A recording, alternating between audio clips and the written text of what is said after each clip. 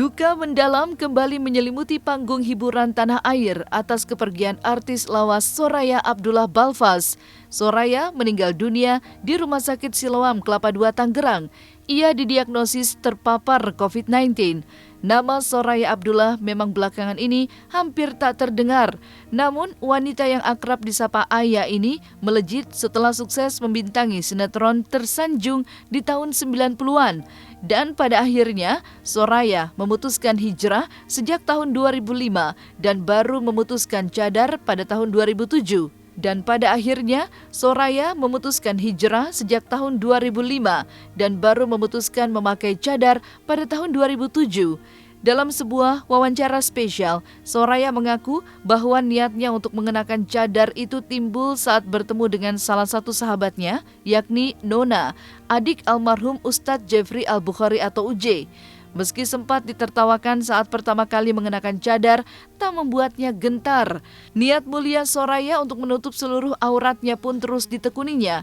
Maka tepatnya di bulan Ramadan tahun 2007, Soraya akhirnya memutuskan untuk mengenakan cadar. Maka seperti inilah kenangan curhatan Soraya tentang perjalanannya mengenakan cadar. Waktu saya ada teman pakai cadar, saya langsung deketin. Salah satunya yang istilah kata ngegosokin ya.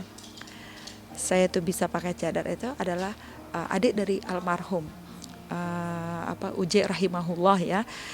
Nona gitu kan pakai cadar gitu. Dia gesek, saya mau pakai cadar gimana? Wah, dia langsung ini kan dia udah 10 tahun dia di Madinah itu ya dia pakai cadar gitu ya. Disitulah dia kasih saya satu cadar.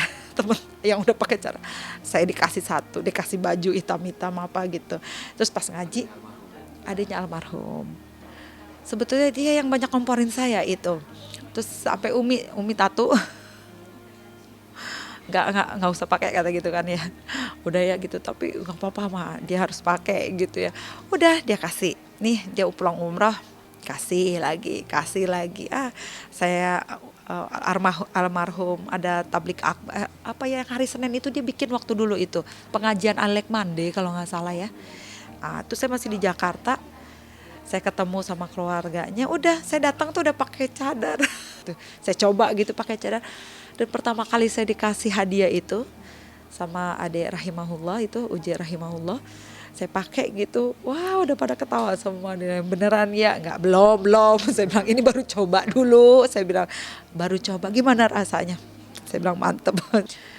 Aduh enak banget. Saya bilang saya nggak mau lepas dan saya ngerasa enak banget. Saya ngerasa, aduh ini kayaknya saya harus istiqomah nih. Saya harus pakai, saya harus berubah. Waktu saya coba punya Nona gitu ya, coba Nona kayak gimana sih orang pakai cadar? Coba pinjem deh cadar kamu gitu. Coba cadar anti anak pinjem gitu kan, pasti pakai segitu. Aneh nggak cara pakainya gitu? Saya juga belum tahu, dia ajarin gini cara pakai cadar gitu kan. Saya start pakai cadar itu tahun 2007 bulan Ramadan ya. Berarti udah sekitar 6 tahun apa ya, nggak kerasa juga gitu ya. Awal itu yang berat, udah kesininya nggak ada gimana ya. Yang pasti ketika awal itu pasti yang pertama reaksi itu dari keluarga gitu ya. Yang berat keluarga, karena keluarga kan yang tahu saya siapa, yang tahu saya bagaimana keseharian kita bagaimana gitu. Jadi untuk mendakwahkan keluarga itu justru yang paling berat gitu. Bukan mendakwahkan, paling enggak mereka bisa menerima saya, memutuskan hidup saya untuk menutup wajah, dan itu kan nggak hal yang lumrah di sini gitu ya, bukan hal yang sangat aneh gitu. Ya, kamu ngaji di mana, ini alirannya apa segala macam. Jadi alhamdulillah iya, buat apa kamu begini, karena dulunya kan ya istilah kata 180 derajat lah gitu, yang dulu gimana gitu.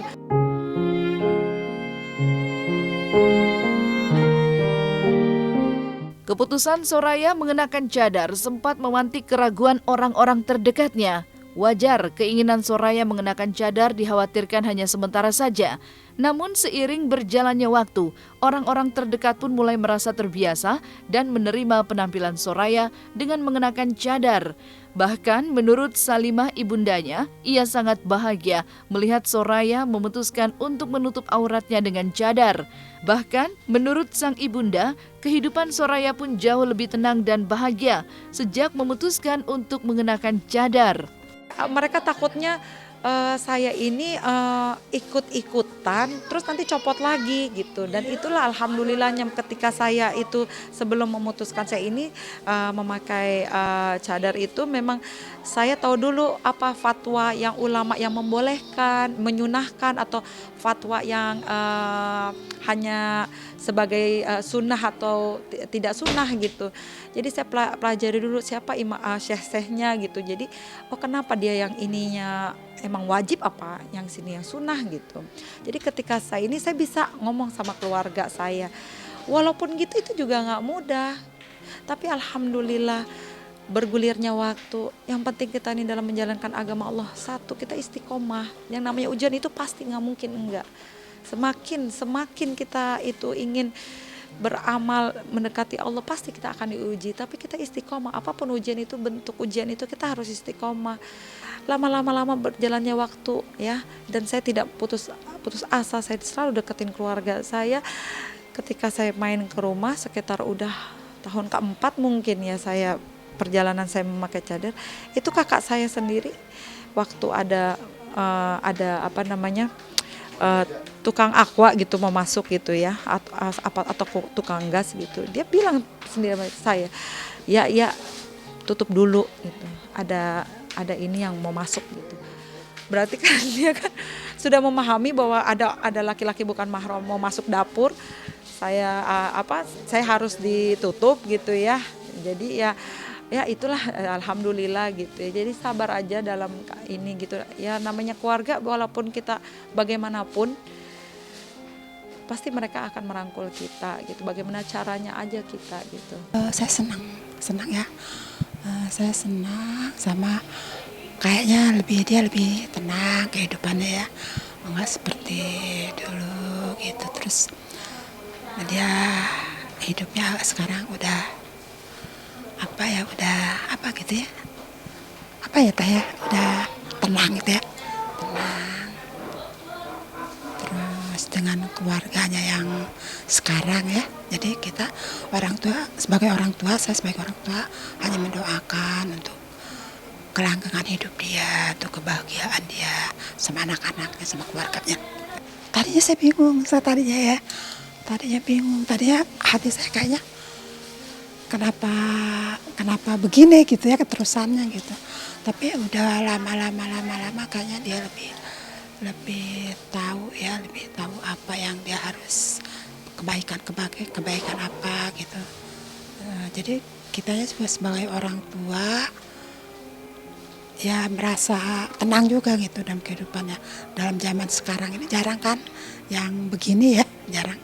Ada sih, banyak sih, tapi untuk sebagai dia mantan artis apa gitu ya, nah dia bisa sampai begini tuh saya juga bingung, hidayahnya tuh cepat gitu.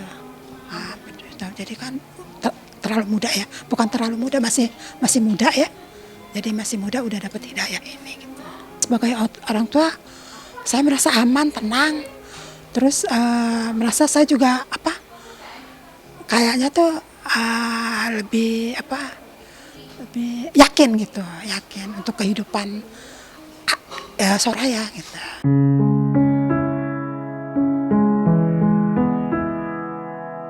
Kini kepergian Soraya Abdullah tak hanya menyisakan duka mendalam bagi keluarga, namun kesedihan yang mendalam juga dirasakan sahabat-sahabat dekatnya.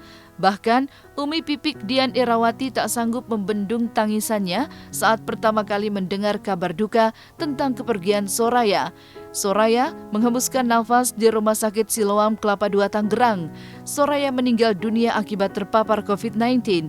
Kini kepergiannya menyisakan duka kehilangan yang begitu dalam. Lantas, seperti apa kesan baik Umi Pipik dan Indadari tentang sosok almarhumah Soraya Abdullah? Cuma memang kalau beliau sakit, saya tahu gitu. Dan memang karena sejak beliau sering pindah ke Mesir itu ya, pulang pergi ke Mesir sama suaminya karena suami tinggal di sana. Jadi kita jarang banget komunikasi gitu. Cuma terakhir beliau sakit itu kena COVID itu saya tahu di rumah sakit Siloam, karena beliau udah di ICU ya. Ya kalau COVID-nya udah 2 minggu ya. 2 minggu di ICU, kalau beliau udah 2 minggu. Waktu itu beliau sempat, dari pihak keluarganya sempat mencari donor plasma ya. Gitu. Ada sebab ya karena beliau ada sakit, asma juga gitu ya, dan dari pihak keluarganya minta cari donor plasma. Gitu dengar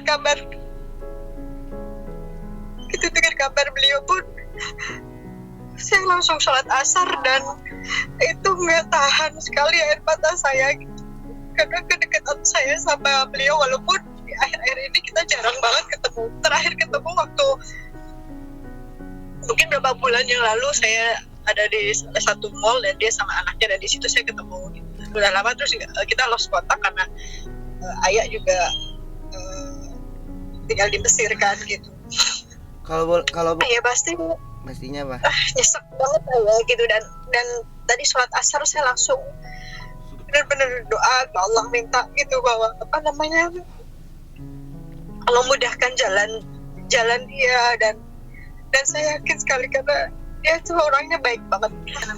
Dia tuh orangnya selalu mensupport apapun gitu, dan dengan segala ujian saya dan ujian dia tuh paham banget gitu.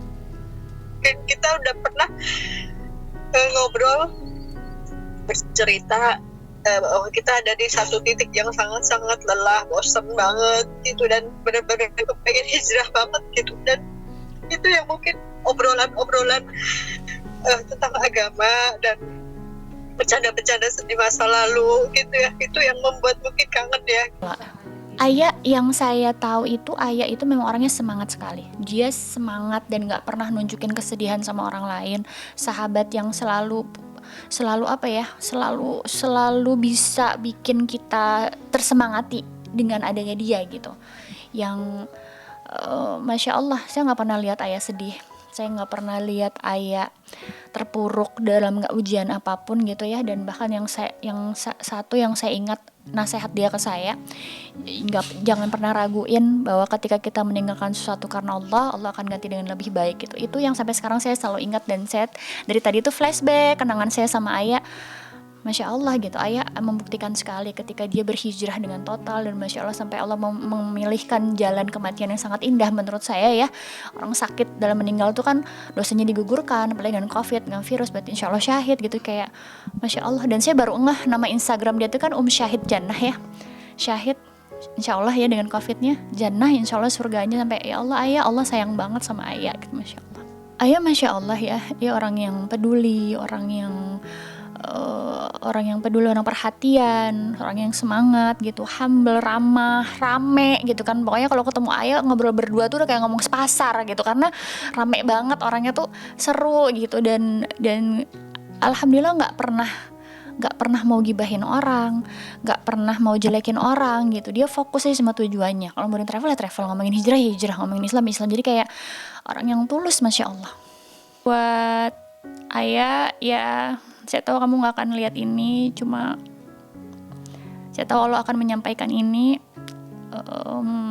Selamat jalan, selamat menempuh kehidupan yang selanjutnya, yang insya Allah surga sudah menanti buat Ayah. Insya Allah Allah lapangkan kuburnya Ayah, Allah kasih banyak keutamaan buat Ayah di alam kubur maupun di alam barzah, sampai nanti perjalanan Ayah di surga.